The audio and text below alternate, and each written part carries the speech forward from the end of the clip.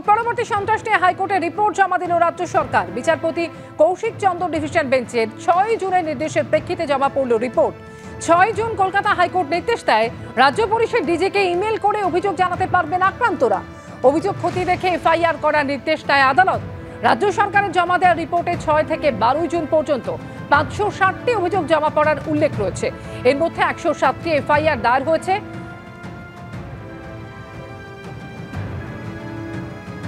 Vote পরবর্তী সন্ত্রাস নিয়ে হাইকোর্টে রিপোর্ট জমা দিল রাজ্য সরকার। রাজ্য সরকারের জমা দেওয়া রিপোর্টে 6 থেকে 12 জুন পর্যন্ত 560টি অভিযোগ জমা পড়ার উল্লেখ রয়েছে। এর মধ্যে 107টি এফআইআর দায়ের হয়েছে এমনই জানিয়েছে রাজ্য সরকার। রিপোর্টে উল্লেখ, 92টি অভিযোগের ক্ষেত্রে ধর্তব্যযোগ্য অপরাধ পাওয়া যায়নি। 114টি অভিযোগের ক্ষেত্রে অনুসন্ধান করে কোনো অপরাধ খুঁজে পাওয়া যায়নি এবং 18টি অভিযোগ ভোট পরবর্তী সন্ত্রাসের সঙ্গে সম্পর্কযুক্ত নয়।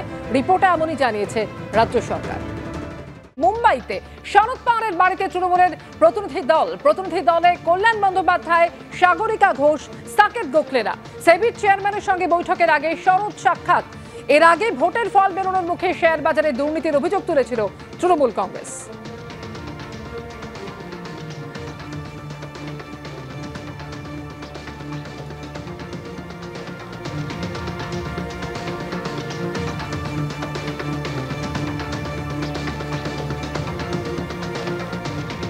কৃষ্ণেন্দু অধিকারী আমাদের প্রতিনিধি রয়েছেন এই মুহূর্তে টেলিফোন লাইনে। কৃষ্ণেন্দু, মুম্বাইতে শরদ পাওয়ারের বাড়িতে গেলেন তৃণমূলের প্রতিনিধি দল, কি জানা যাচ্ছে এই সাক্ষাৎ প্রসঙ্গে?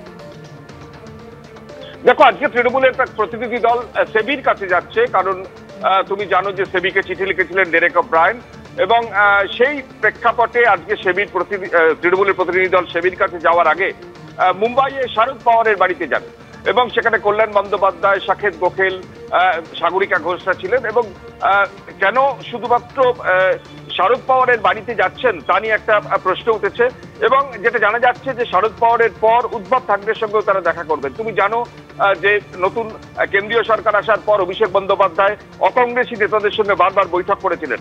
একবার অখিলেশ যাদব, তারপরে আপের 2 শীর্ষ নেতা, এবং পরে উদ্ধব ঠাকরে, এবং তারপর আজকে আবার তৃণমূলের প্রতিনিধি দল সেই শরদ পাওয়ার এবং উদ্ধব ঠাকরের সঙ্গে বৈঠক করছে। তৃণমূল সূত্রে যেটা দাবি করা হচ্ছে যে শরিক দলগুলোর সঙ্গে বোঝাপড়া বাড়াতে, অকংগ্রেসী দলগুলোর সঙ্গে তাদের যে সম্পর্ক সেটা বাড়ানোর জন্য এই বৈঠক চলবে।